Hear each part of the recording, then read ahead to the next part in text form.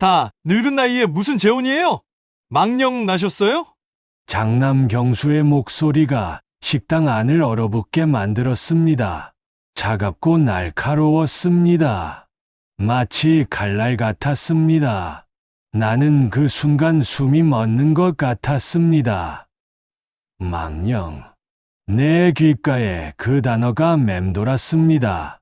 72 평생을 자식 위에 살아온 아버지가 늦게 찾은 사랑이 망령이라니, 그게 이렇게 아플 줄은 몰랐습니다. 내 손이 떨렸습니다. 젓가락을 쥔 손에 힘이 들어가지 않았습니다. 경수야, 아버지는 망령이 든 게 아니다. 그냥 외로워서 그런다. 외로우면 친구로 만나시면 되잖아요. 굳이 결혼까지 해야 합니까? 사람들이 뭐라고 하겠어요? 70이 넘어서 재혼한다고 하면 다들 비웃을 겁니다. 그 말 한마디 한마디가 내 가슴을 찔렀습니다. 나는 고개를 떨구었습니다. 더 이상 할 말이 없었습니다. 이 이야기는 여기서 시작된 게 아닙니다. 그보다 2년 전으로 거슬러 올라가야 합니다. 아내가 세상을 떠난 지 꼭 10년이 흘렀을 때로 나는 한상철, 올해 72, 평생을 공무원으로 살았습니다. 성실하게 묵묵히 가족을 위해 일했습니다. 30년을 한 자리에서 근무했습니다. 한 번도 지각한 적 없었고 병가도 거의 쓰지 않았습니다. 퇴근하면 곧장 집으로 돌아왔고 주말이면 아이들과 시간을 보냈습니다. 그게 내 삶의 전부였습니다. 아내가 살아있을 땐 그 모든 게 의미 있었습니다. 저녁마다 따뜻한 밥상이 차려져 있었고 주말이면 아내와 시장을 다녔습니다. 소소한 일상이었지만 행복했습니다. 하지만 10년 그 세월 동안 나는 혼자였습니다. 아침에 눈을 뜨면 텅 빈 옆자리가 보였습니다. 손을 뻗어도 아무도 없었습니다. 아내의 체온이 남아있던 그 자리는 이제 차가운 이불만 덮여 있었습니다. 저녁이면 식탁에 혼자 앉아 식은 밥을 먹었습니다. 반찬은 대충 사온 것들이었습니다. 김치에 멸치볶음, 계란 후라이. 매일 똑같은 반찬이었습니다. 자식들은 각자 바쁘다며 명절에나 얼굴을 비췄습니다. 장남 경수는 회사 일로 바쁘다고 했고, 차남 경태는 사업이 어렵다고 했습니다. 그래도 이해했습니다. 젊은 사람들은 바쁜 법이니까 명절에 서너 시간 앉아 있다 가는 게 전부였지만 그것만으로도 감사했습니다. 하지만 그들이 떠나고 나면 집은 다시 정막으로 가득 찼습니다. 시계 소리만 똑딱똑딱 울렸습니다. 아침에 일어나 신문을 보고 산책을 하고 TV를 보다 잠드는 일상. 그게 내 전부였습니다. 외로웠습니다. 말할 수 없이 외로웠습니다. 밤이 되면 더 심했습니다. 어둠 속에서 나는 천장을 바라보며 생각했습니다. 이게 내 남은 인생의 전부인가? 이렇게 외롭게 죽는 건가? 아내가 보고 싶었습니다. 그녀의 목소리가 듣고 싶었습니다. 여보, 저녁 드세요. 그 따뜻한 말 한마디가 그리웠습니다. 그런 생각이 들 때마다 가슴이 무너져 내렸습니다. 그런 내게 변화가 찾아온 건 사별 후 10년이 지난 후였습니다. 동네 복지관에서 노인 프로그램이 생겼다는 소식을 들었습니다. 처음엔 관심이 없었습니다. 나 같은 사람이 거기 가서 뭘 하겠나 싶었습니다. 하지만 매일 집에만 있으니 답답했습니다. 그래서 나갔습니다. 복지관은 생각보다 활기찼습니다. 노래교실, 서예교실, 체조교실 같은 프로그램이 있었습니다. 나는 노래교실에 등록했습니다. 젊었을 때 노래 부르는 걸 좋아했습니다. 강당으로 들어서는데 이미 여러 사람이 앉아 있었습니다. 나는 구석 자리에 앉으려 했습니다. 그때였습니다. 옆자리에 앉은 여성이 먼저 인사를 건넸습니다. 안녕하세요. 처음 뵙겠습니다. 나는 깜짝 놀라 고개를 들었습니다. 그녀는 환하게 웃고 있었습니다. 주름진 얼굴이었지만 웃음이 참 따뜻했습니다. 네, 안녕하세요. 오랜만에 낯선 사람과 대화를 나누는 게 어색했습니다. 여기 처음 오세요? 네, 그렇습니다. 저도 오늘 처음이에요. 혼자 있으니까 심심해서 나왔어요. 그녀는 자연스럽게 웃었습니다. 나도 모르게 마음이 편해졌습니다. 그녀의 이름은 정미라였습니다. 나보다 5살 아래 67이었습니다. 남편과 사별한 지 12년째라고 했습니다. 나와 비슷한 처지였습니다. 노래교실이 시작됐고 우리는 함께 노래를 불렀습니다. 쉬는 시간에 미라 씨가 물었습니다. 혼자 사세요? 아내가 10년 전에 세상을 떠났습니다. 아이고, 저랑 비슷하네요. 저희 남편도 12년 전에 돌아가셨어요. 그녀의 목소리에 슬픔이 묻어났습니다. 나는 고개를 끄덕였습니다. 힘드시죠? 네, 많이 힘들어요. 혼자 사는 게 이렇게 외로운 줄 몰랐어요. 나도 그렇습니다. 우리는 서로를 바라보며 쓸쓸하게 웃었습니다. 그 후로 우리는 자연스럽게 가까워졌습니다. 노래교실이 끝나면 함께 차를 마셨습니다. 복지관 근처 카페에 앉아 이런저런 이야기를 나눴습니다. 젊었을 때 이야기, 자식 이야기, 배우자 이야기 등등. 미라 씨는 내 이야기를 잘 들어줬습니다. 중간에 끊지도 않았고 고개를 끄덕이며 공감해줬습니다. 그게 얼마나 고마운지 몰랐습니다. 10년 만에 누군가 내 이야기를 진심으로 들어주는 사람이 생긴 것 같았습니다. 날씨 좋은 날엔 공원을 산책했습니다. 천천히 걸으며 이야기를 나눴습니다. 때론 침묵 속에서도 편안했습니다. 미라 씨와 함께 있으면 혼자가 아니라는 느낌이 들었습니다. 처음엔 그저 동네 어른들끼리 친하게 지내는 것뿐이라 생각했습니다. 하지만 시간이 흐르면서 깨달았습니다. 미라 씨와 함께 있으면 외롭지 않다는 것을, 그녀와 이야기를 나누면 하루가 의미 있게 느껴진다는 것을. 그렇게 1년이 흘렀습니다. 그리고 또 1년이 흘렀습니다. 우리는 자연스럽게 서로의 일상이 되었습니다. 아침에 일어나면 제일 먼저 미라 씨에게 전화를 걸었습니다. 잘 주무셨어요? 네, 상철 씨도 잘 주무셨어요? 그런 짧은 대화가 하루를 시작하는 활력이 되었습니다.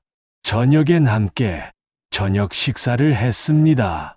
미라 씨는 내게 반찬을 만들어 주었습니다. 김치찌개, 된장찌개, 물고기, 집밥의 맛이었습니다. 오랜만에 먹는 따뜻한 밥이었습니다. 나는 그녀와 함께 시장을 다녔습니다. 장을 보고 무거운 짐을 들어주고 집까지 배웅해줬습니다. 그런 소소한 일상이 행복이었습니다. 5년 우리는 그렇게 5년을 함께 했습니다. 어느새 미라 씨는 내 삶의 전부가 되어 있었습니다. 그녀 없는 하루는 상상할 수 없었습니다. 어느 날 나는 결심했습니다. 이대로 미라 씨와 남은 인생을 함께하고 싶다오. 더 이상 혼자가 아니라 진짜 가족으로 살고 싶다오. 봄날의 공원이었습니다. 벚꽃이 흩날리는 길을 걸으며 나는 조심스럽게 입을 열었습니다. 미라 씨, 네, 상철 씨. 우리 이제 정식으로 가족이 됩시다. 그 말을 하는 내 목소리가 떨렸습니다. 이른이 넘은 나이에도 심장이 쿵쾅거렸습니다. 미라 씨는 잠시 멈춰 섰습니다. 그리고 천천히 고개를 들어 나를 바라봤습니다. 그녀의 눈가가 붉어졌습니다. 상철 씨, 그녀가 떨리는 목소리로 말했습니다. 정말 괜찮을까요? 왜 괜찮지 않겠어요? 나는 그녀의 손을 잡았습니다. 우리 이제 더 이상 외롭지 맙시다. 남은 시간 함께 행복하게 삽시다. 미라 씨는 고개를 끄덕였습니다. 그리고 눈물을 흘렸습니다. 나도 눈시울이 뜨거워졌습니다. 그날 우리는 오랜 시간 공원을 걸었습니다. 손을 잡고 때론 아무 말 없이 때론 앞으로의 계획을 이야기하며 저는 상철 씨랑 있으면 참 편해요. 미라 씨가 말했습니다. 제 말 한마디 한마디를 귀담아 들어주시잖아요. 나도 그렇소. 내가 아직 살아있구나 싶소. 우리는 웃었습니다. 진짜 행복했습니다. 집으로 돌아오는 길, 나는 가벼운 마음으로 생각했습니다. 이제 자식들에게도 말해야겠다고. 물론 놀라겠지만 이해해 줄 거라고. 내가 평생 자식들을 위해 살았으니 이제 내 마지막 행복쯤은 응원해 줄 거라고. 그렇게 믿었습니다. 정말 그렇게 믿었습니다. 하지만 나는 몰랐습니다. 그날의 행복이 얼마나 짧게 끝날지, 자식들이 내 사랑을 어떻게 짓밟을지, 망령이라는 단어로 내 마지막 행복을 부정할지. 일주일 후 나는 장남 경수를 불렀습니다. 저녁 식사 자리였습니다. 경수는 바쁜 와중에도 시간을 내왔습니다. 나는 최대한 편안한 분위기를 만들려 애썼습니다. 밥을 먹다가 나는 조심스럽게 말을 꺼냈습니다. 경수아, 아버지가 할 말이 있다. 경수가 젓가락을 내려놓고 나를 봤습니다. 네, 아버지. 나는 숨을 깊이 들이쉬었습니다. 아버지가 말이다. 재혼을 하려고 한다. 그 순간 경수의 표정이 굳었습니다. 공기가 얼어붙었습니다. 그리고 그 말이 터져 나왔습니다. 아버지! 그 나이에 무슨 재혼이에요? 망령 나셨어요? 망령. 그 단어가 내 머릿속에서 맴돌았습니다. 식탁 위의 음식들이 흐릿하게 보였습니다. 경수의 얼굴도 제대로 보이지 않았습니다. 경수야, 아버지가 망령이 들었다고 생각하니? 경수는 잠시 침묵하더니 한숨을 쉬었습니다. 아버지, 정신 차리세요. 70이 넘어서 재혼한다고 하면 사람들이 뭐라고 하겠어요? 동네에서 손가락질 받을 겁니다. 사람들 시선이 그렇게 중요하니? 중요하죠? 아버지 혼자 사시는 게 아니잖아요. 저희뿐만 아니라 손주들도 있잖아요. 나는 숨이 막혔습니다. 경수야, 아버지는 10년을 혼자 살았다. 10년이 얼마나 긴 세월인지 아니? 매일 아침 눈 뜨면 옆자리가 비어 있고 저녁마다 혼자 밥 먹고, 그게 얼마나 외로운지 너희는 모를 거다. 알아요. 그래서 명절 때마다 찾아뵙잖아요. 명절 때 나는 쓴 웃음을 지었습니다. 1년에 두세 번, 그것도 몇 시간씩. 그걸로 10년의 외로움을 채울 수 있다고 생각하니? 경수의 얼굴이 굳었습니다. 아버지, 저희도 바쁘잖아요. 회사 일도 해야 하고, 애들 뒷바라지도 해야 하고, 아버지만 생각하고 살 수는 없어요. 그 말이 가슴에 비수처럼 꽂혔습니다. 나만 생각하고 살 수 없다니. 나는 평생 너희만 생각하며 살았는데. 그래, 알았다. 아버지가 생각이 짧았다. 나는 고개를 숙였습니다. 더 이상 할 말이 없었습니다. 경수는 그날 밥도 제대로 먹지 않고 일어났습니다. 아버지, 다시 한번 생각해 보세요. 재혼은 정말 신중하게 결정하셔야 해요. 그 말을 남기고 경수는 나갔습니다. 텅 빈 식당에 나 혼자 남았습니다. 식탁 위엔 식은 음식들이 그대로 놓여 있었습니다. 나는 그날 밤 한숨도 자지 못했습니다. 천장을 바라보며 생각했습니다. 내가 잘못 생각한 건가? 이른이 넘어서 사랑을 꿈꾼 게 욕심이었나?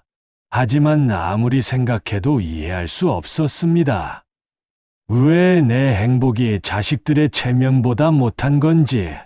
이틀 후 차남 경태가 찾아왔습니다. 형한테 들었다는 경태의 표정은 더 차갑했습니다. 아버지, 무슨 생각으로 재혼을 하시려는 거예요? 경태야, 아버지도 사람이다. 외롭고 힘들 때가 있단다. 그러니까 그냥 친구로 만나시면 되잖아요. 굳이 결혼을 하셔야겠어요? 경태의 목소리는 짜증이 섞여 있었습니다.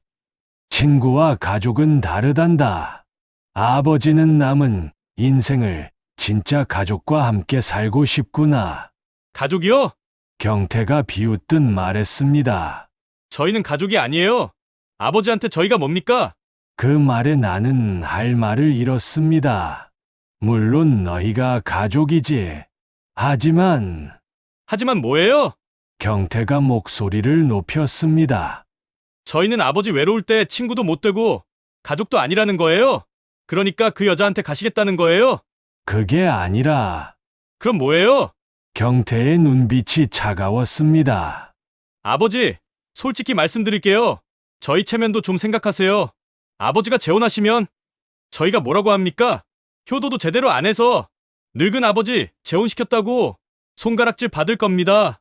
또 체면 이야기였습니다. 나는 고개를 저었습니다. 경태야, 사람들 시선이 그렇게 중요하니? 중요하죠. 저도 사회생활 하는 사람이에요. 주변 사람들 눈치도 봐야 하고 평판도 중요하거든요. 아버지 혼자만의 문제가 아니에요. 저희 가족 전체의 문제라고요. 나는 입술을 깨물었습니다. 가족 전체의 문제. 내 행복이 가족 전체의 문제라니.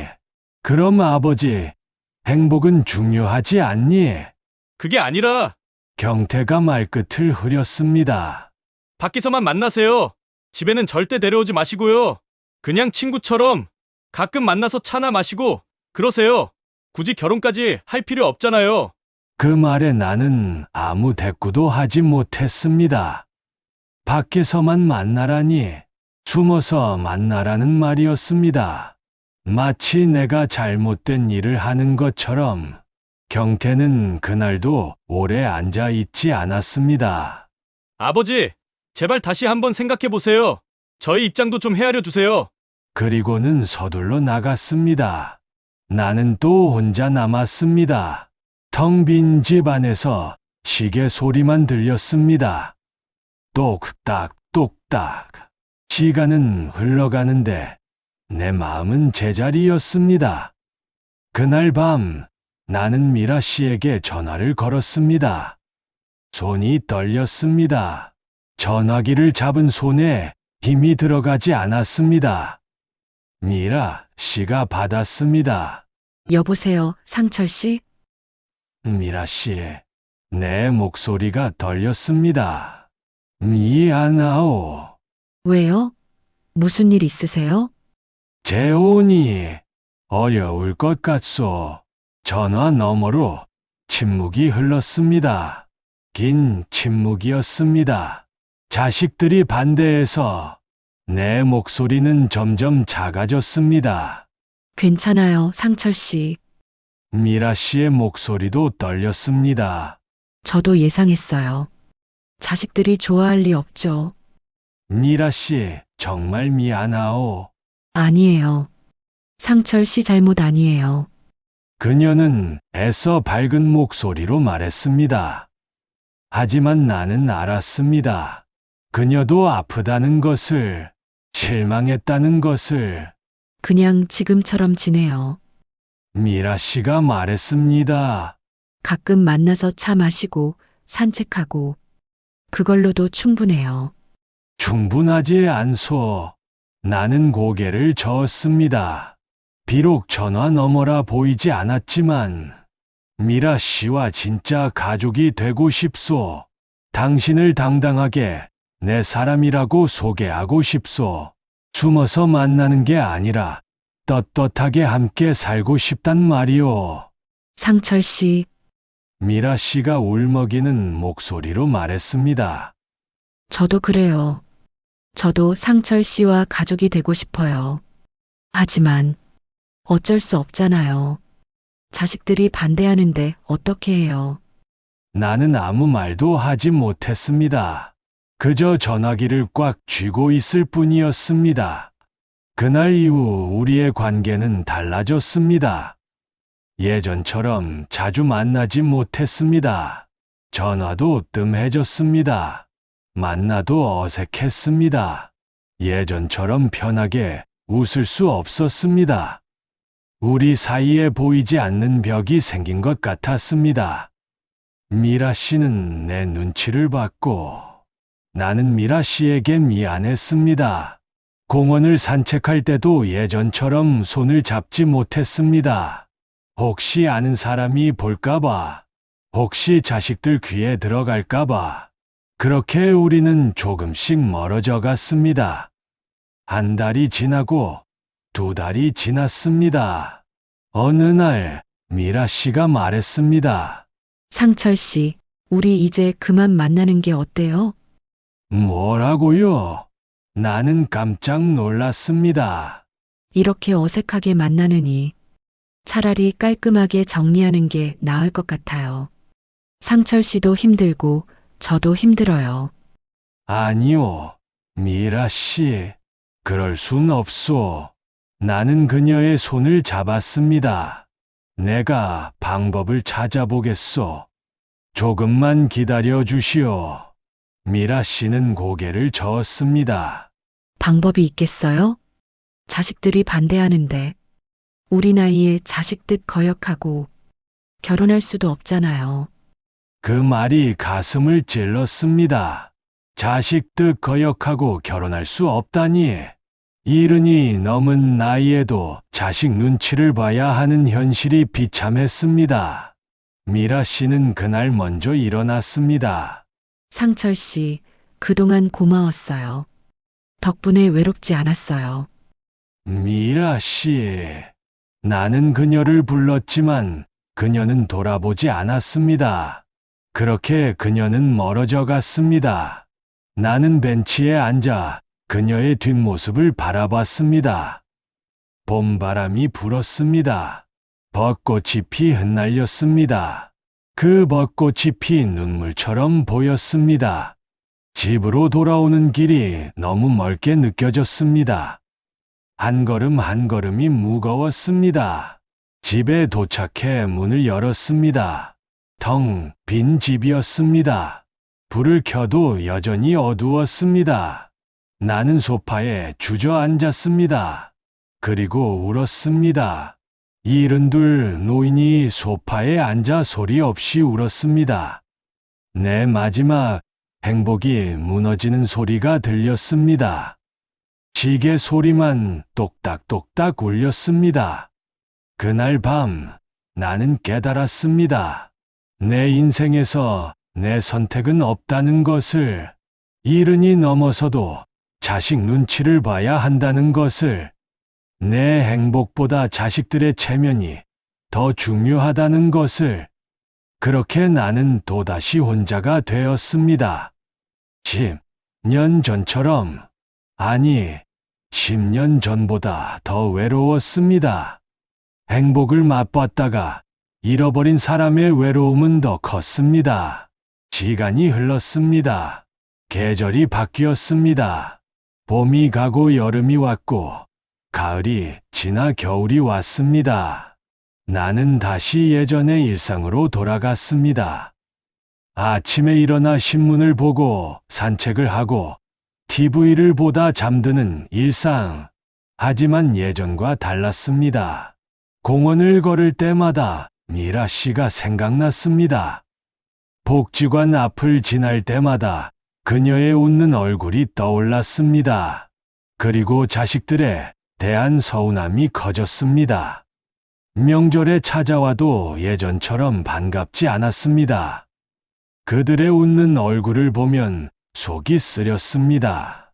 내 마지막 행복을 짓밟은 사람들. 하지만 나는 내색하지 않았습니다. 그저 웃으며 맞이했습니다. 밥을 차려주고 용돈을 쥐어주고 잘 가라고 배웅했습니다. 그게 부모의 도리라고 생각했습니다. 하지만 마음 한구석엔 늘 서운함이 자리 잡고 있었습니다. 그리고 후회도 있었습니다.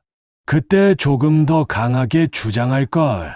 자식들 말에 그렇게 쉽게 포기하지 말 걸. 그런 생각이 들 때마다 가슴이 아팠습니다. 그렇게 시간은 흘러갔습니다. 그렇게 2년이 흘렀습니다. 미라 씨와 헤어진 지 2년. 나는 다시 혼자였습니다.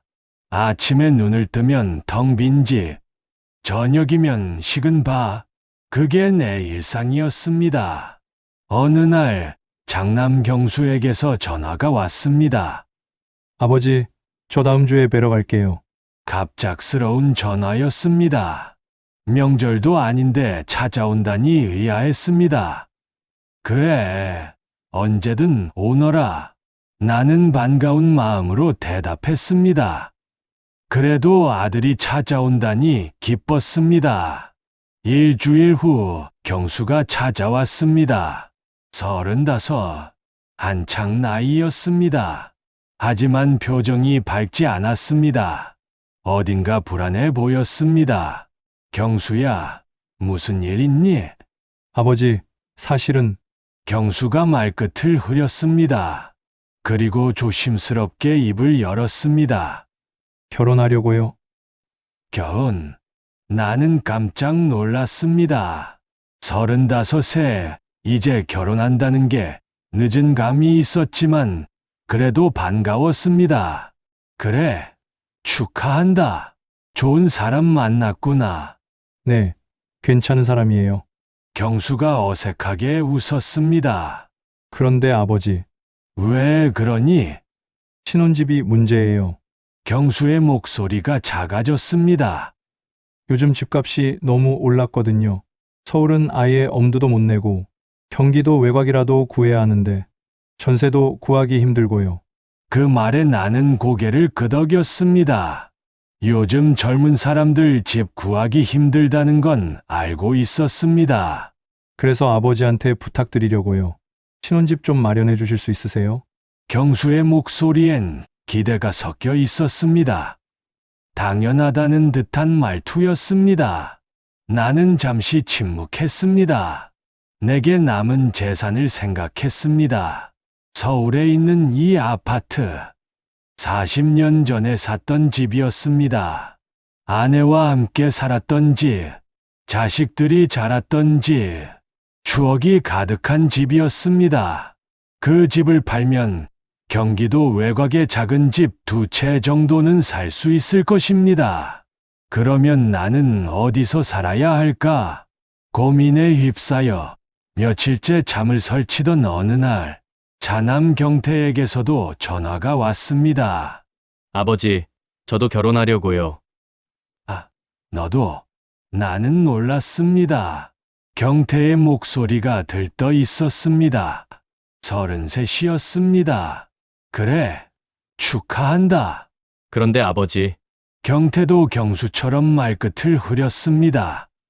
저도 신혼집이 필요해요. 같은 자식인데 형만 해주시는 건 아니죠? 그 말에 나는 쓴웃음을 지었습니다. 공평하게 해달라는 말이었습니다.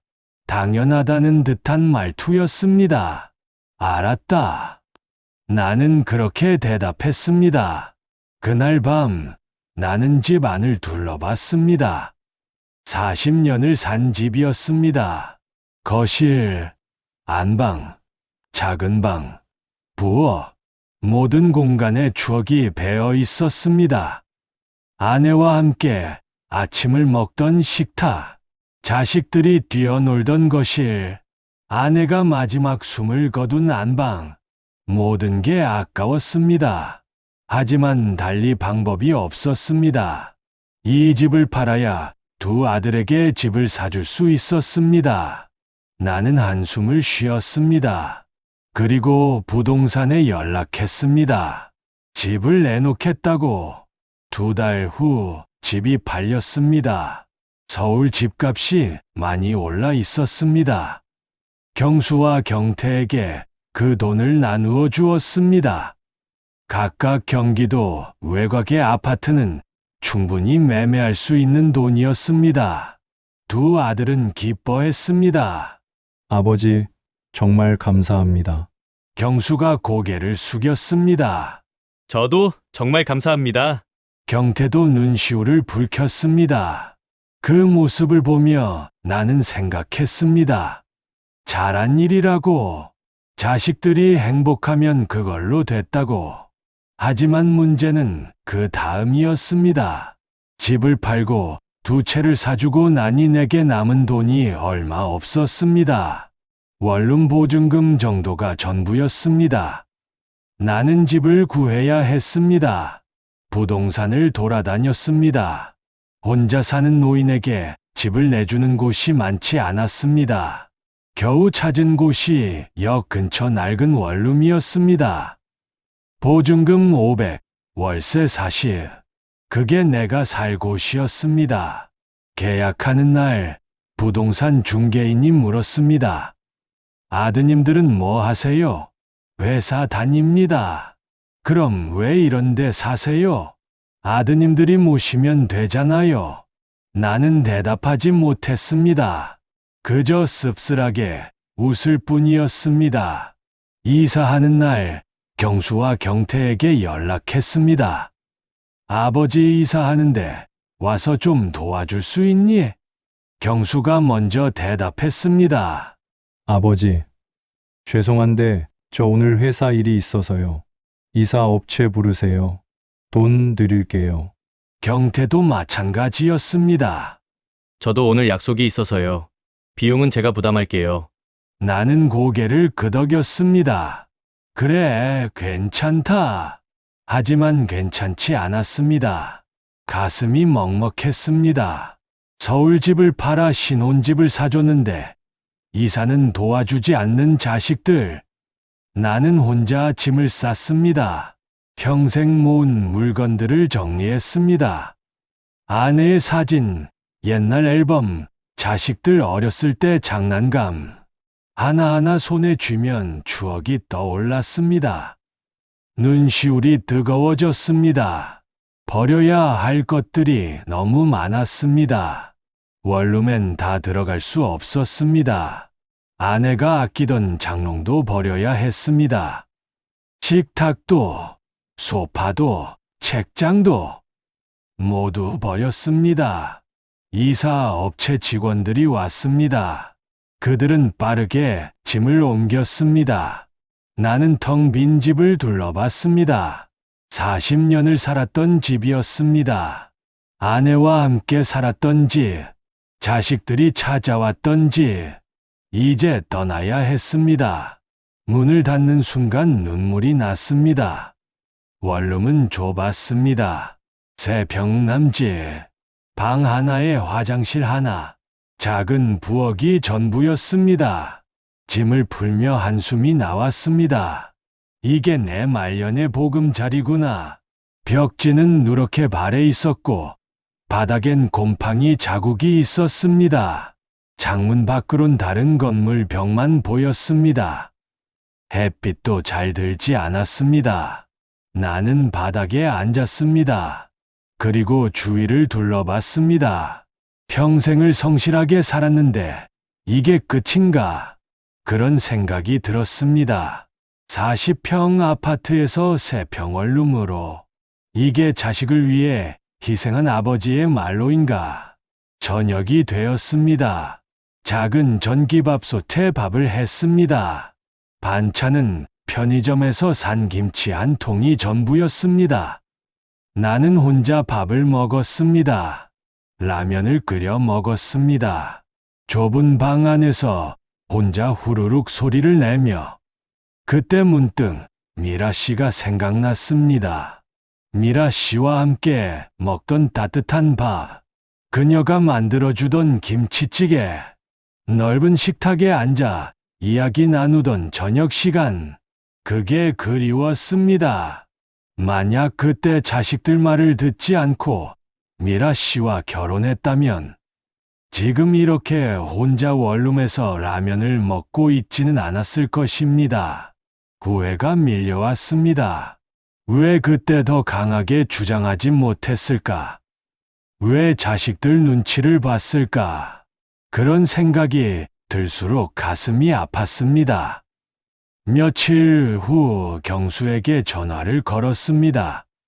경수야, 아버지 이사했다. 새 주소 알려줄게. 아, 네. 나중에 시간 나면 들를게요.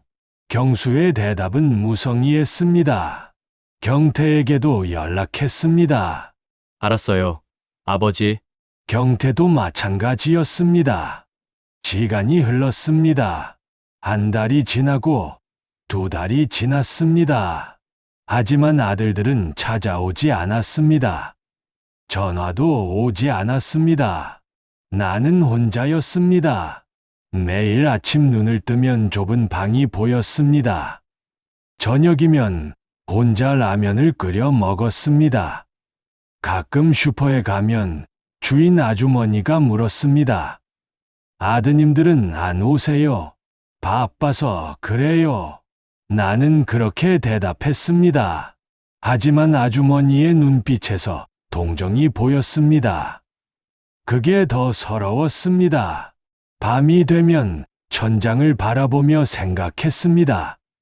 내가 뭘 잘못한 걸까? 평생 자식 위해 살았는데, 성실하게 일했고, 돈 아껴 모았고, 자식들 교육시켰고, 결혼할 때 집까지 사줬는데, 서울 집을 팔아서까지 사줬는데, 이게 내가 받을 대접인가? 눈물이 났습니다. 일은 낸 노인이 좁은 원룸에서 혼자 울었습니다. 소리 없이, 누구에게도 들키지 않게. 어느 날은 연금날이었습니다. 통장을 확인했습니다. 200만 원. 공무원 연금이 들어와 있었습니다. 거기서 월세 40만 원을 내야 했습니다. 그러면 남는 돈은 160만 원, 그걸로 한 달을 살아야 했습니다. 식비, 전기세, 수도세, 통신비, 빠듯했습니다. 나는 계산기를 두드렸습니다. 하루에 쓸 수 있는 돈을 정해 아껴 써야 했습니다. 마트에 가면 가격표부터 봤습니다. 할인 상품을 샀습니다. 유통기한이 임박한 도시락을 샀습니다. 그게 내 저녁이었습니다.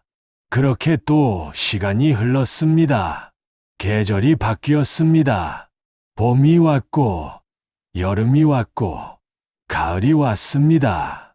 하지만 내 삶은 변하지 않았습니다.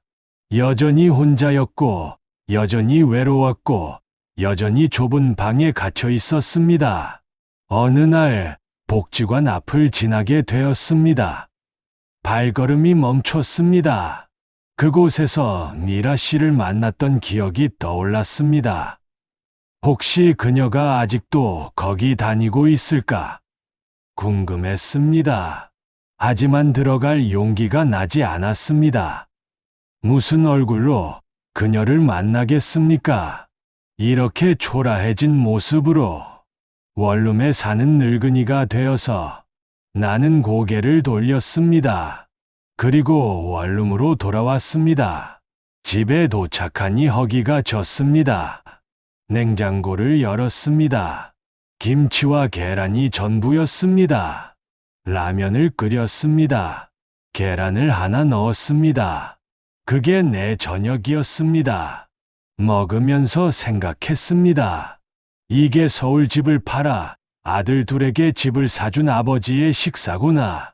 이게 평생 공무원으로 성실하게 산 사람의 말년이구나. 쓸쓸했습니다. 그렇게 세월은 흘러갔습니다. 하지만 아들들은 단 한 번도 찾아오지 않았습니다. 전화조차 오지 않았습니다. 아이들에게 나는 없는 사람이 된 것 같았습니다. 나는 완전히 혼자가 되었습니다. 원룸 한 켠에서 허기진 밥상 앞에 앉은 내 손이 떨렸습니다. 김치 몇 조각과 계란 하나. 그게 오늘 저녁의 전부였습니다.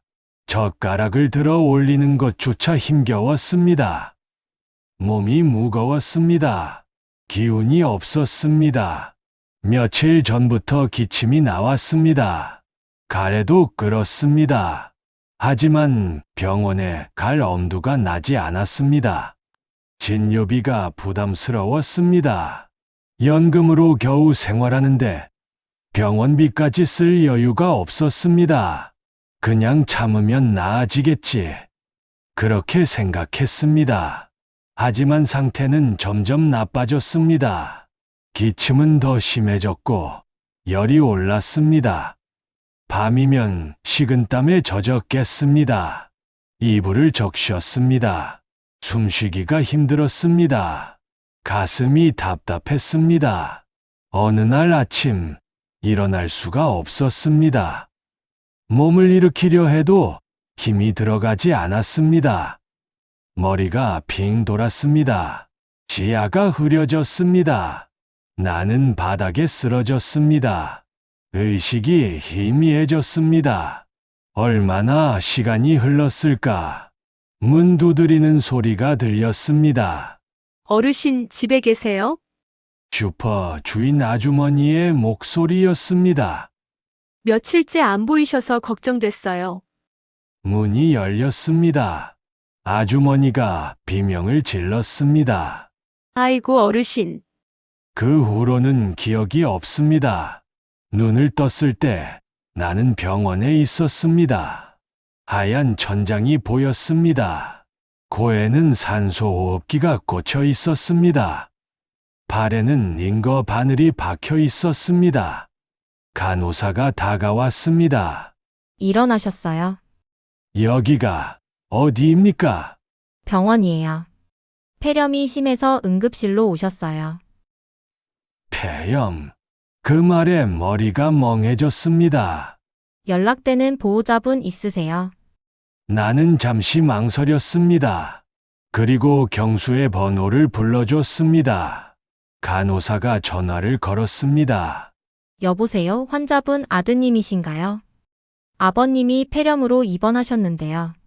전화 너머로 경수의 목소리가 희미하게 들렸습니다. 아, 네. 알겠습니다. 간호사가 전화를 끊었습니다. 곧 오신대요. 나는 고개를 끄덕였습니다. 하지만 경수는 오지 않았습니다. 하루가 지나도 이틀이 지나도 간호사가 다시 물었습니다. 다른 보호자분은 안 계세요? 차남도 있습니다. 경태의 번호도 알려줬습니다. 간호사가 또 전화를 걸었습니다. 여보세요? 환자분 아드님이신가요?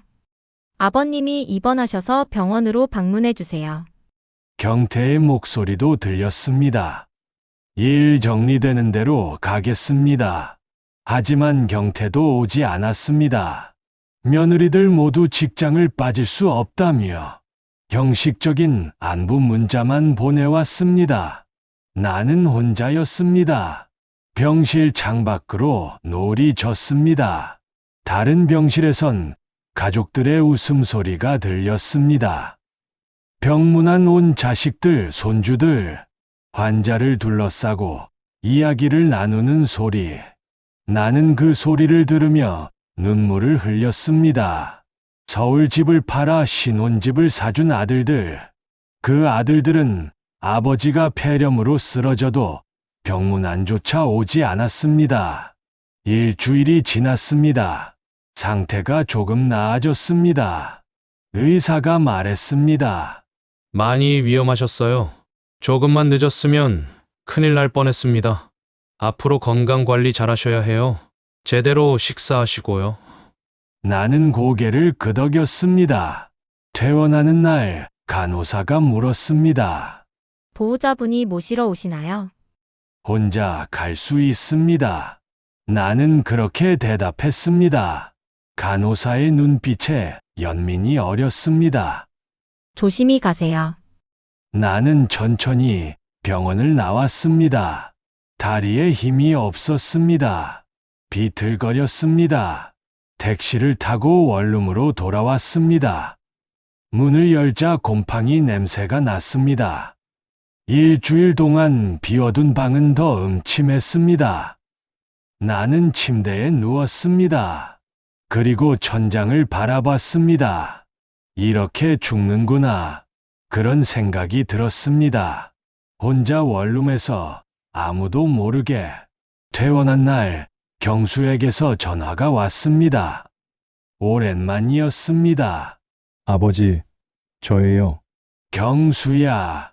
내 목소리는 힘이 없었습니다. 저 이번 주말에 뵈러 갈게요. 그래, 오너라. 나는 기대했습니다. 아들이 찾아온다니. 이제라도 걱정이 돼서 오는 건가. 주말이 되었습니다. 나는 아침부터 방을 정리했습니다. 좁은 방이지만 최대한 깨끗하게 치웠습니다. 마트에 가서 과일도 샀습니다. 아들이 좋아하던 사과였습니다. 돈이 아까웠지만 샀습니다. 오후에 경수가 왔습니다. 혼자였습니다. 며느리는 오지 않았습니다. 아버지, 경수는 어색하게 인사했습니다. 그래, 들어오너라. 경수는 방 안을 둘러봤습니다. 좁은 원룸을 보는 그의 눈빛이 불편해 보였습니다. 여기서 계속 사세요? 그래. 경수는 아무 말도 하지 않았습니다. 우리는 어색하게 앉아 있었습니다. 경수가 먼저 입을 열었습니다. 아버지, 오늘 드릴 말씀이 있어서 왔어요. 뭐니? 경수가 말끝을 흐렸습니다. 순간 내 마음에 미약한 기대가 피었습니다. 혹시 나를 모시겠다는 건가? 이제라도 아버지 생각을 하는 건가? 지영이가 아버지 혼자 계신 게 불편하대요. 그래, 며느리가 나를 모시고 싶다는 말인가 싶어 조심스럽게 물었습니다. 그러니까 이참에 재혼하세요. 뭐라고? 나는 귀를 의심했습니다. 재혼이요. 아버지도 혼자 외로우시잖아요. 그리고 저희도 이제 신경 쓸 여유 없어요. 애도 생겼고 집안일도 바쁘고요. 그 말이 내 가슴에 비수처럼 꽂혔습니다. 재혼하라고? 10년 전 미라 씨와 재혼하려 할 때 반대하던 애들이, 망령 났다고 하던 애들이 이제는 재혼하라고 했습니다. 아버지 혼자 계시면 저희가 신경 쓰이잖아요. 경수의 목소리는 싸늘했습니다. 그러니까 누구라도 만나서 결혼하세요. 그럼 저희도 마음 편하고 아버지도 외롭지 않으시고 일석이조잖아요. 나는 말문이 막혔습니다. 2년 전엔 사랑하는 사람과 결혼하지 말라고 했습니다. 체면 때문에, 사람들 시선 때문에.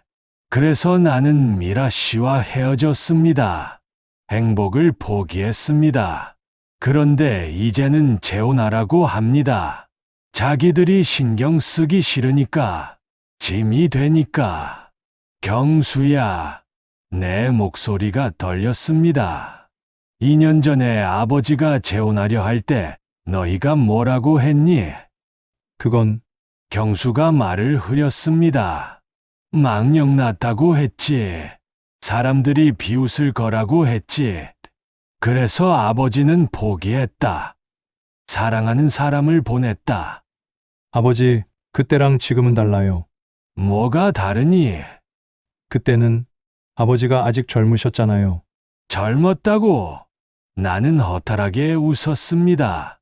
그때도 이른이었다. 지금도 이른이다. 달라진 건 아무것도 없어.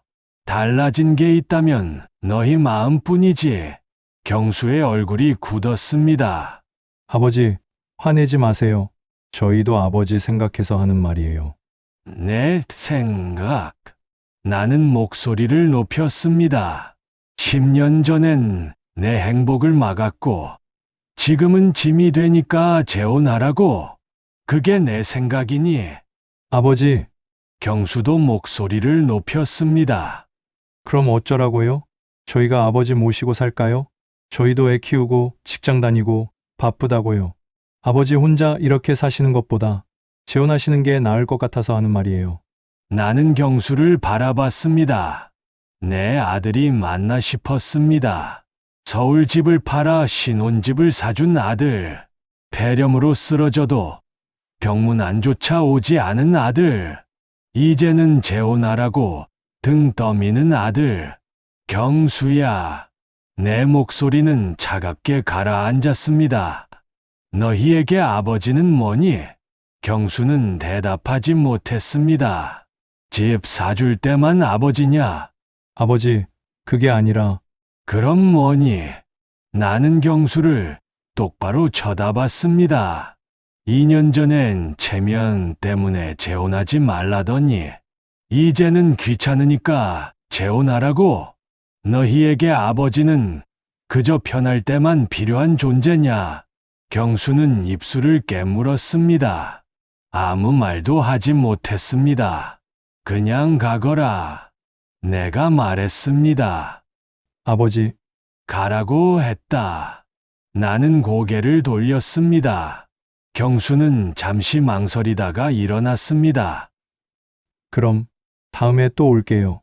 그 말을 남기고 경수는 나갔습니다.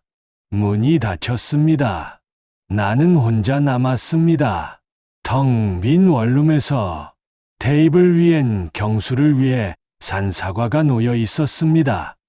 10,000원이나 주고 산 사과였습니다. 손도 대지 않고 갔습니다. 나는 사과를 집어들었습니다. 그리고 한 입 베어 물었습니다. 달았습니다. 하지만 눈물이 더 짰습니다. 그날 밤 나는 잠을 이루지 못했습니다. 천장을 바라보며 생각했습니다. 경수의 말이 맴돌았습니다. 재혼하세요. 저희도 이제 신경 쓸 여유 없어요. 그 말이 칼처럼 내 가슴을 찔렀습니다. 10년 전 사랑을 금지하던 애들이 이제는 재혼하라 했습니다. 사랑해서가 아니라 짐이 되니까, 신경 쓰기 싫으니까. 나는 웃음이 나왔습니다. 비참한 웃음이었습니다. 미라 씨와 결혼했다면, 자식들 말을 듣지 않고 내 뜻대로 살았다면, 지금 이렇게 비참하지는 않았을 것입니다. 구애가 밀려왔습니다. 하지만 이미 늦었습니다. 미라 씨는 떠났고 나는 혼자였습니다. 그렇게 밤은 깊어갔습니다. 원룸 창밖으로 가로등 불빛이 보였습니다. 차가운 불빛이었습니다. 내 마음처럼. 그날 이후 나는 결심했습니다. 더 이상 자식들에게 기대지 않기로. 더 이상 그들의 말에 휘둘리지 않기로. 이제 내 남은 인생은 내가 선택하기로. 그리고 그 순간 내 마음속에서 무언가가 꿈틀거렸습니다. 분노였습니다. 참아온 분노가 터져 나오기 시작했습니다. 그래, 이번엔 내가 정말 결혼한다. 나는 중얼거렸습니다. 하지만 너희 뜻대로는 아니지. 내 방식대로 할 거다. 창밖의 가로등 불빛이 흔들렸습니다. 바람이 불고 있었습니다. 변화의 바람이었습니다. 그날 밤 나는 잠들지 못했습니다. 경수의 말이 계속 맴돌았습니다. 재혼하세요. 저희도 이제 신경 쓰일 여유 없어요. 그 말이 가슴을 후볐습니다. 새벽 2시. 나는 침대에서 일어났습니다. 작은 책상 앞에 앉았습니다. 서랍을 열었습니다. 그 안엔 오래된 수첩이 있었습니다. 미라 씨의 전화번호가 적힌 수첩이었습니다. 헤어진 지 2년이 지났지만 버리지 못했습니다. 나는 수첩을 펼쳤습니다. 미라 씨의 번호가 보였습니다. 손이 떨렸습니다. 전화를 걸어야 하나. 아무 연락도 없이 지낸 지 2년 만에 무슨 얼굴로 전화를 하겠습니까? 하지만 나는 전화기를 들었습니다. 번호를 눌렀습니다. 신호가 갔습니다. 한 번, 두 번, 세 번. 내 심장이 빠르게 뛰었습니다. 여보세요? 미라 씨의 목소리였습니다. 예전 번호 그대로였습니다. 나는 입이 떨어지지 않았습니다. 여보세요? 누구세요? 미라 씨가 다시 물었습니다. 나는 간신히 입을 열었습니다. 미라 씨. 나, 상철이요. 전화 너머로 침묵이 흘렀습니다. 긴 침묵이었습니다. 상철 씨? 미라 씨의 목소리가 들렸습니다. 네, 한상철입니다. 오랜만에 연락드려 많이 놀라셨죠? 아니에요. 괜찮아요. 미라 씨의 목소리에서 놀람이 느껴졌습니다. 그리고 무언가 더 있었습니다. 반가움이었을까? 아니면 당혹감이었을까? 상철 씨, 그동안 어떻게 지내셨어요? 그냥 살았습니다. 나는 쓴 웃음을 지었습니다. 혼자서요. 침묵이 또 흘렀습니다. 상철 씨도요? 네. 저도 혼자예요. 그 말에 내 가슴이 뛰었습니다. 미라 씨도 나를 잊지 못했던 걸까? 나는 눈물이 났습니다. 미라 씨, 미안하오. 그때 자식들 말에 휘둘려서 당신을 보낸 게 평생 후회됩니다. 아니에요, 상철 씨. 미라 씨가 말했습니다. 저도 이해했어요. 자식들이 반대하는데 어쩔 수 없었잖아요. 나는 고개를 저었습니다. 비록 전화 너머라 보이지 않았지만, 아니요. 내가 잘못했어.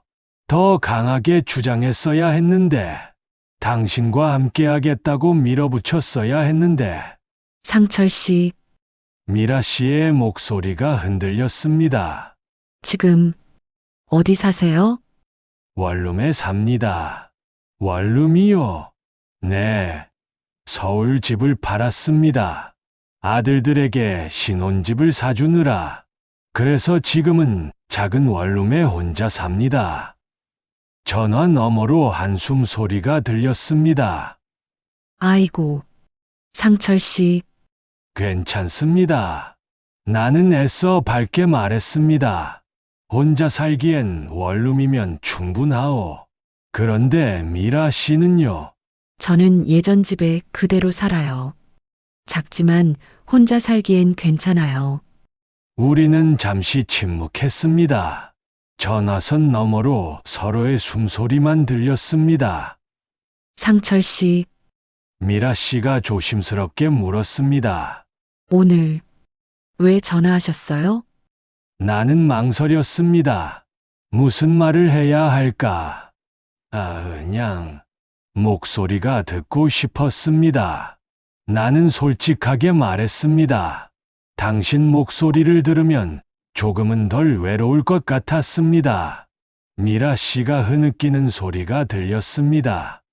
울고 있었습니다.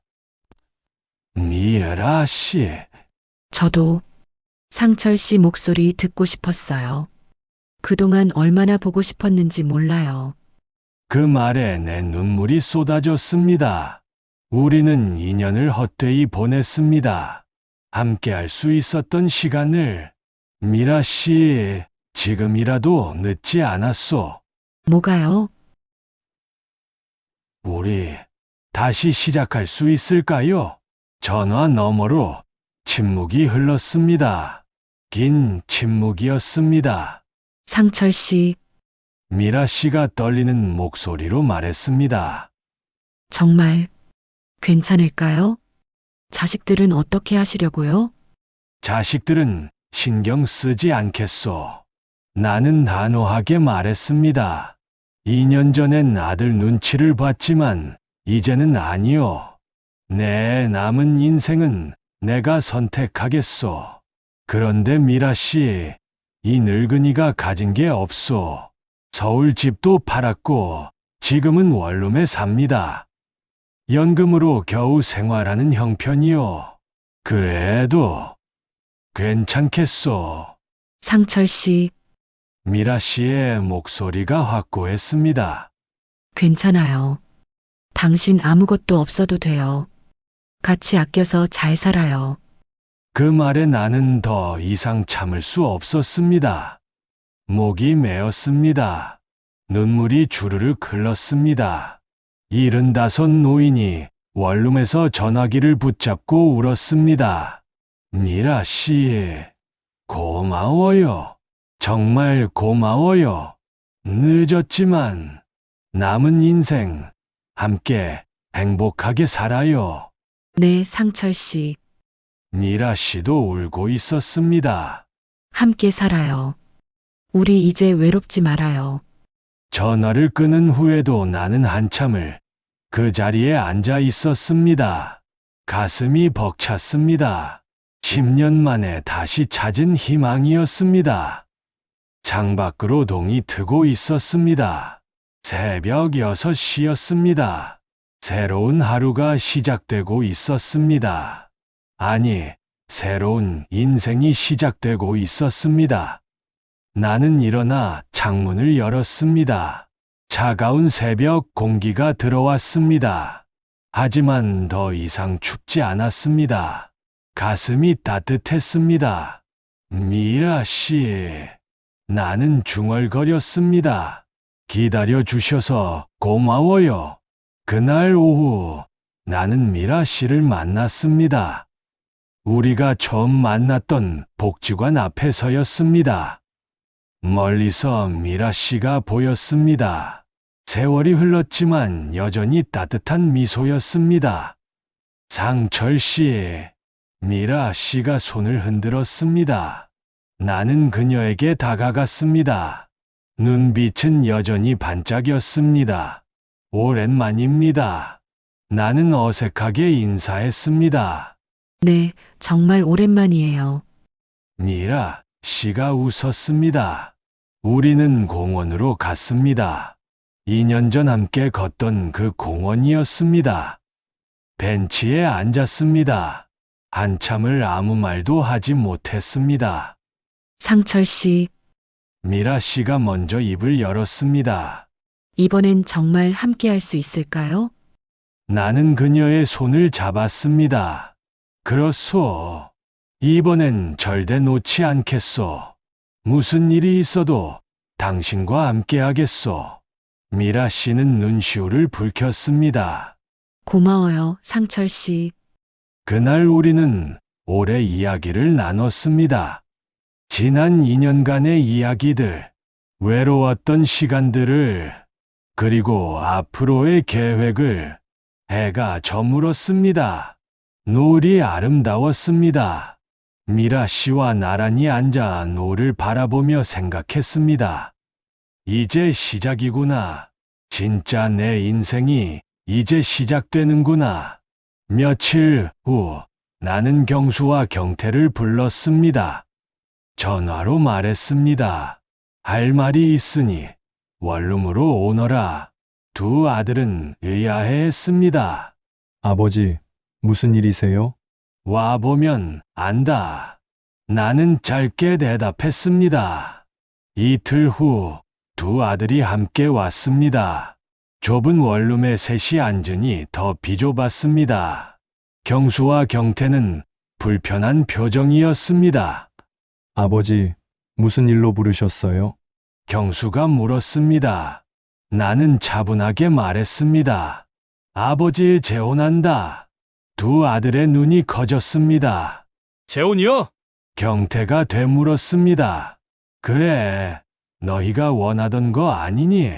아버지 혼자 계시면 신경 쓰인다고 했잖니?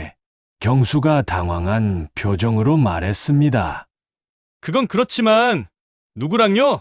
정미라 씨라고 2년 전에 만났던 그분이다. 2년 전 그분이요. 경수의 목소리가 높아졌습니다. 그때는 너희가 재혼을 반대해서 헤어졌지만 이제는 아니다. 이번엔 내 뜻대로 한다. 아버지, 경태가 소리쳤습니다. 저희 의견은 안 물어보세요. 의견. 나는 차갑게 웃었습니다.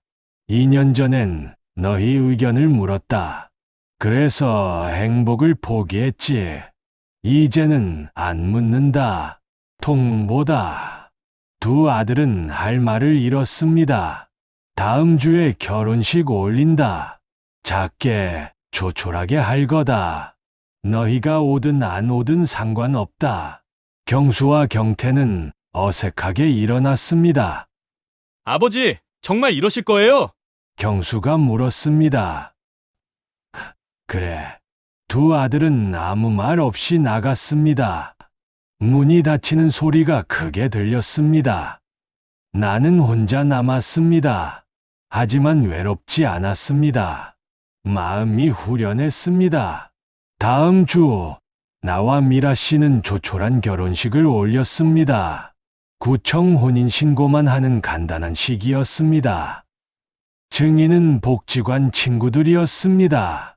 경수와 경태 내외는 잠깐 얼굴만 비춘 후 가버렸습니다. 하지만 상관없었습니다.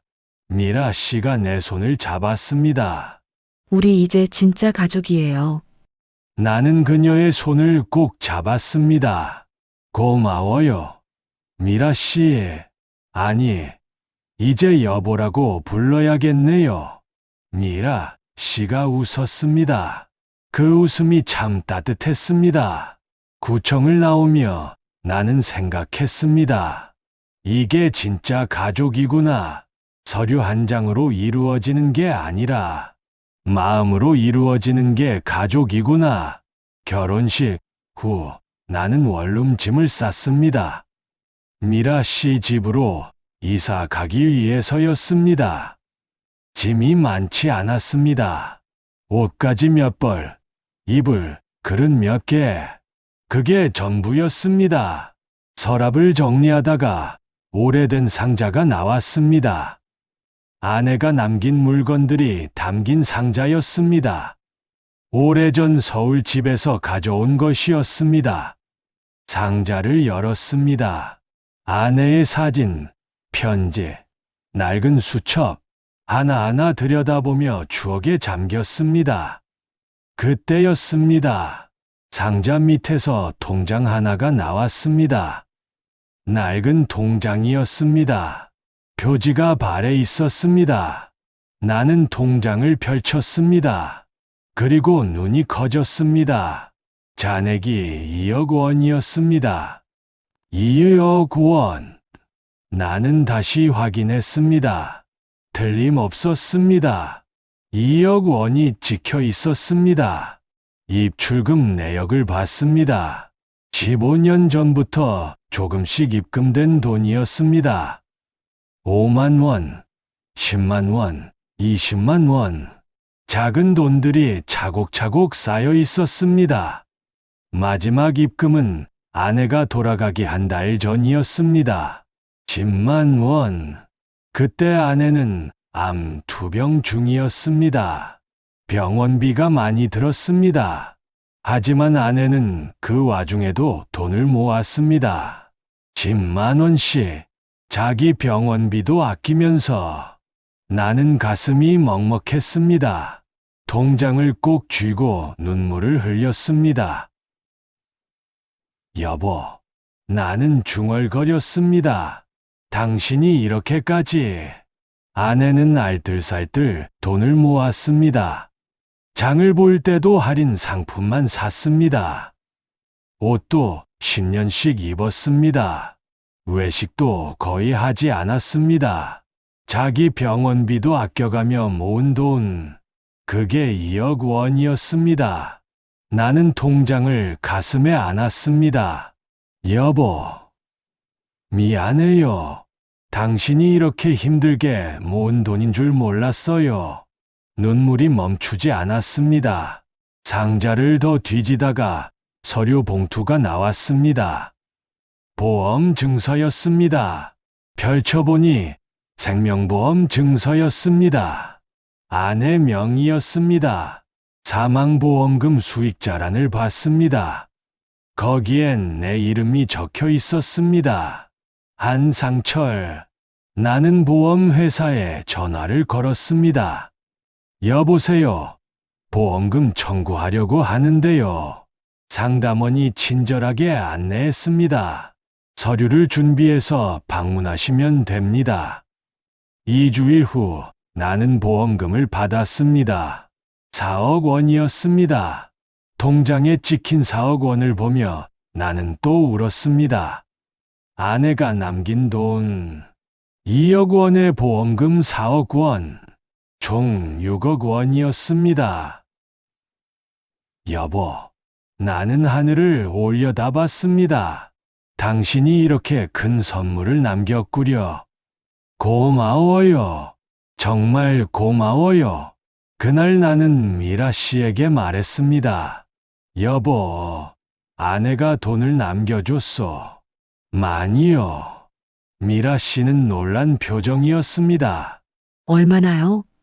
6억 원이요. 6억 원이요? 미라 씨가 눈이 커졌습니다. 네, 모두 아내가 모은 돈이요. 15년 동안 알뜰살뜰 아껴 모은 돈이고 보험금도 있었소. 미라 씨는 눈시울을 붉혔습니다. 전처분이 정말 훌륭하셨네요. 그래요. 나는 고개를 끄덕였습니다. 훌륭한 사람이었소. 이 돈은 소중하게 쓰겠소. 미라 씨가 내 손을 잡았습니다. 당연하죠. 전처분의 마음이 담긴 돈이에요.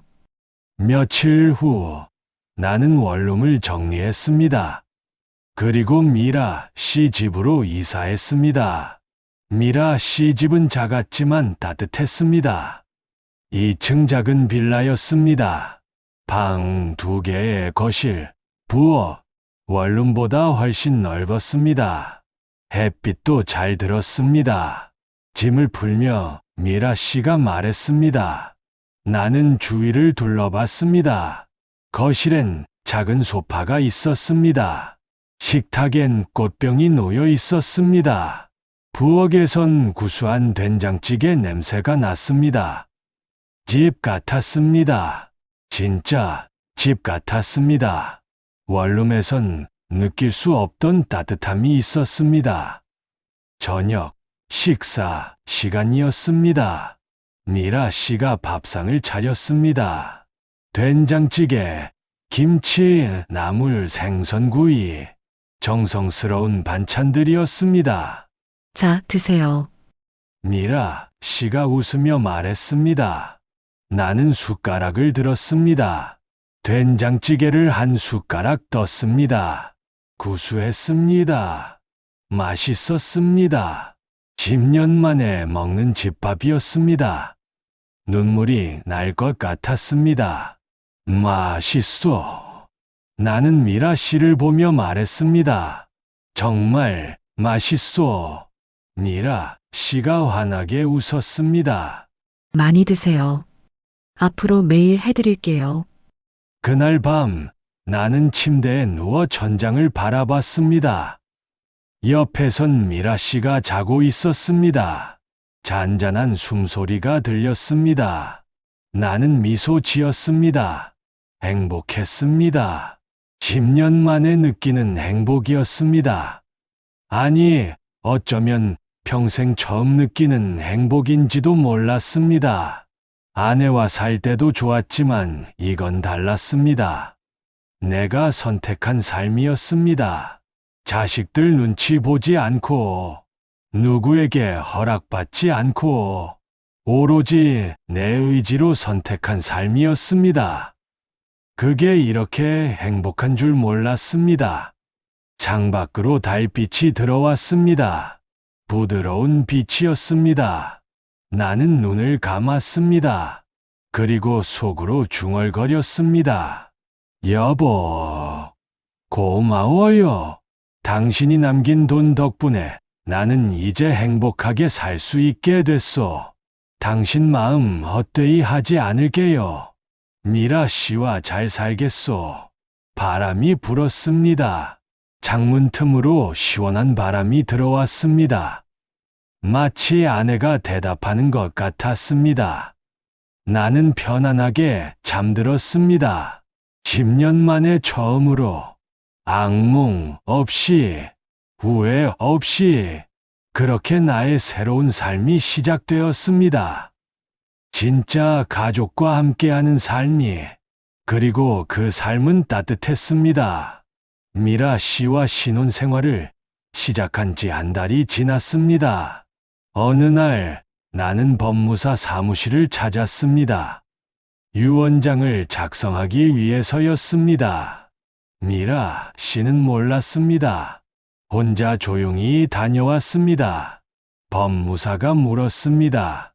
어떻게 작성하시겠습니까? 나는 차분하게 말했습니다.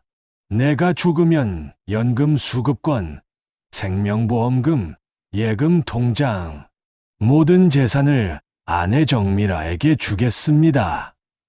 법무사가 고개를 끄덕였습니다. 자녀분들은요?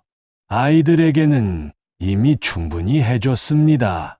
서울 집을 팔아 신혼집을 사줬으니까요. 법무사는 더 묻지 않았습니다. 유언장 작성은 일주일 후 완료되었습니다. 나는 유언장 사본 2부를 만들었습니다. 그리고 경수와 경태에게 우편으로 보냈습니다. 내용 증명으로 보냈습니다. 받았는지 확인하기 위해서였습니다. 며칠 후 수령 확인 통지가 왔습니다. 2 아들 모두 받았다고 적혀 있었습니다. 나는 미소 지었습니다. 이제 시작이구나. 그날 저녁이었습니다. 미라 씨와 함께 저녁을 먹고 있었습니다. 갑자기 전화벨이 울렸습니다. 경수였습니다. 평소엔 연락도 없던 경수였습니다. 나는 전화를 받았습니다. 아버지! 경수의 목소리가 떨렸습니다. 화가 잔뜩 나 있었습니다. 왜 그러니? 나는 담담하게 물었습니다. 유언장이 뭡니까? 이게 무슨 짓이에요? 아, 그거 받았구나. 받았냐고요? 경수가 소리쳤습니다. 아버지, 정신 차리세요. 전 재산을 그 여자한테 준다고요? 저희는요? 너희에겐 이미 집을 줬잖니? 그게 뭐가 문제니? 경수는 말문이 막혔습니다. 잠시 후 다시 말했습니다. 아버지, 그 집은 밑도 있고, 그리고 아버지 재산이 이렇게 많은 줄 몰랐어요. 6억이라고요? 그래, 6억이다. 나는 침착하게 말했습니다. 돌아가신 어머니가 모아둔 돈이다. 그럼 더더욱 저희 거 아닙니까? 어머니가 저희 생각하며 모은 돈이잖아요. 경수의 목소리가 높아졌습니다. 아니다. 나는 단호하게 말했습니다. 그 돈은 아버지 명의다. 아버지가 쓸 돈이다. 그리고 아버지가 죽으면 미라 씨에게 갈 거다. 전화가 끊겼습니다. 미라 씨가 걱정스러운 얼굴로 물었습니다. 무슨 일이에요? 괜찮소. 나는 미소 지었습니다. 곧 더 시끄러워질 거요. 30분 후 현관 초인종이 울렸습니다. 거칠게 눌렀습니다. 연타로 눌렀습니다. 나는 문을 열었습니다. 경수와 경태가 서 있었습니다. 둘 다 숨을 헐떡이고 있었습니다. 급하게 달려온 것 같았습니다. 평소엔 연락도 없다가 돈 얘기가 나오자마자 바로 달려왔습니다. 들어오너라. 나는 차분하게 말했습니다. 두 아들이 거실로 들어왔습니다. 미라 씨를 보고는 인사도 하지 않았습니다. 아버지! 경수가 유언장 사본을 꺼내 흔들었습니다. 이게 뭡니까? 보면 알지 않니? 유언장이다. 경태도 가세했습니다. 아버지, 농담 아니시죠? 설마 진짜 전 재산을 이분한테 주시려는 건 아니시죠? 진심이다. 나는 소파에 앉았습니다. 아버지가 죽으면 모든 재산은 미라 씨 거다. 두 아들은 서로를 쳐다봤습니다. 그리고 경수가 말했습니다. 아버지, 정신 차리세요. 이 사람 만난 지 얼마나 됐다고요? 한 달 남짓이에요. 그런 사람한테 전 재산을 준다고요? 나는 차분하게 말했습니다. 5년을 함께한 내 사람이다. 경태가 미라 씨를 노려봤습니다. 이 여자가 아버지, 재산 노리고 접근한 거 아닙니까? 경태야. 나는 목소리를 높였습니다. 미라 씨를 그렇게 부르지 마라. 이분은 나의 아내야. 두 아들은 고웃음 쳤습니다. 우리 어머니는 한 분뿐이에요. 돌아가신 어머니요. 그래, 맞다. 아버지, 그 돈은 어머니가 모은 돈이에요. 당연히 저희가 받아야 하는 돈이라고요. 어머니가. 나는 쓴 웃음을 지었습니다. 그래, 어머니가 모았지. 15년 동안 알뜰살뜰 모았다. 자기 병원비도 아끼면서 말이다. 그럼 더더욱 저희 거잖아요. 경태가 말했습니다. 어머니가 저희 생각하며 모은 돈이에요. 그래도 자식인 저희가 받는 게 맞지 않습니까? 자식. 나는 두 아들을 바라봤습니다. 너희가 자식 노릇을 했니? 두 아들은 말문이 막혔습니다. 내가 원룸에서 혼자 살 때 몇 번이나 찾아왔니? 내가 폐렴으로 쓰러져 입원했을 때 병문안 왔니? 두 아들은 고개를 숙였습니다. 너희는 나한테 집 받을 때만 자식이었다. 그 후론 없는 사람이었다. 아버지, 경수가 작은 목소리로 말했습니다. 그래서 이제 아버지는 결정했다. 나는 단호하게 말했습니다. 나를 진짜 가족으로 대해준 사람에게 재산을 주기로. 그 사람은 미라 씨다. 내가 원룸에서 살 때, 아무것도 가진 게 없을 때, 스스럼 없이 나와 평생을 함께 하자고 약속한 사람이야. 경태가 울먹였습니다. 아버지, 저희도 바빴어요. 회사도 다녀야 하고, 애들도 키워야 하고. 바빴다고? 나는 차갑게 웃었습니다. 유언장 받자마자 바로 전화하고 달려올 시간은 있으면서 평소엔 연락 한 통 없다가 두 아들은 아무 말도 하지 못했습니다. 이제 가거라. 나는 일어섰습니다. 내 결정은 바뀌지 않는다. 아버지! 경수가 소리쳤습니다. 하지만 나는 현관문을 열었습니다. 가라고 했다. 두 아들은 어쩔 수 없이 일어났습니다. 나가면서 경태가 말했습니다. 후회하실 겁니다. 아버지! 후회는 너희가 할 거다. 나는 차갑게 대답했습니다. 문이 닫혔습니다. 거실엔 나와 미라 씨만 남았습니다. 미라 씨가 손을 떨며 매우 불안해하고 있었습니다. 상철 씨, 미안해요. 저 때문에. 아니요. 나는 그녀의 손을 잡았습니다. 당신 때문이 아니요. 원래 이래야 했던 거요. 나는 창밖을 바라봤습니다. 어둠이 내리고 있었습니다. 하지만 내 마음은 밝았습니다. 드디어 말해야 할 걸 말했습니다. 드디어 할 일을 했습니다. 이제 진짜 자유였습니다. 그날 밤, 미라 씨와 나는 오래 이야기를 나눴습니다.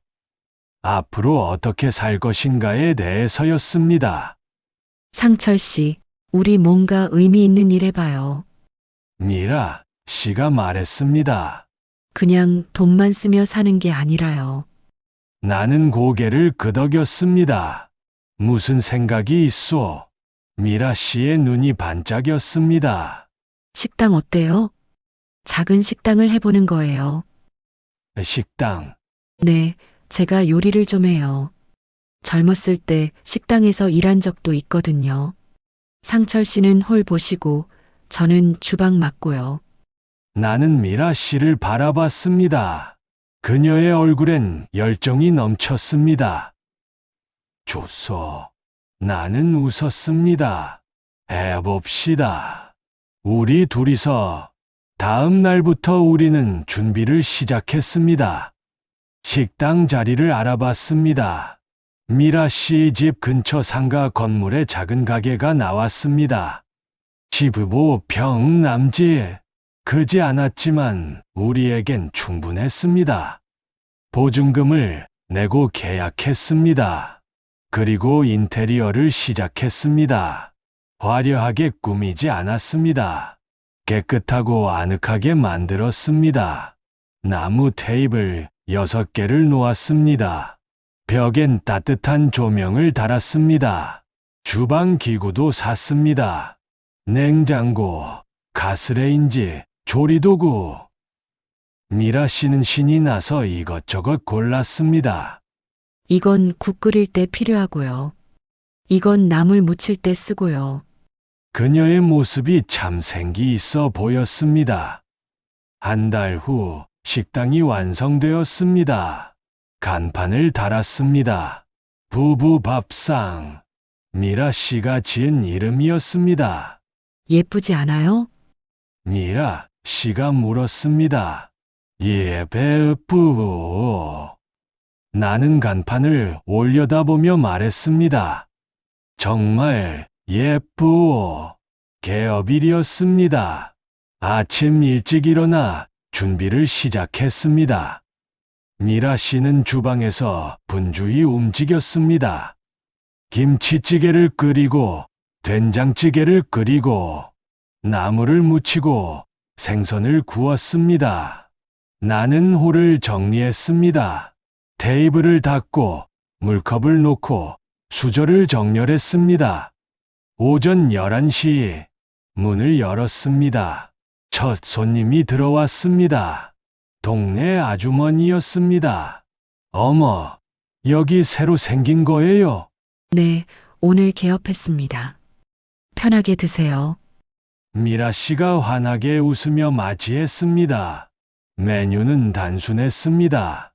김치찌개 정식, 된장찌개 정식, 제육볶음 정식. 가격은 7,000원. 동네에서 가장 저렴했습니다. 하지만 양은 푸짐했습니다. 반찬도 6가지나 나왔습니다. 손님이 맛을 보더니 눈이 커졌습니다. 어머, 맛있네요. 집밥 같아요. 감사합니다.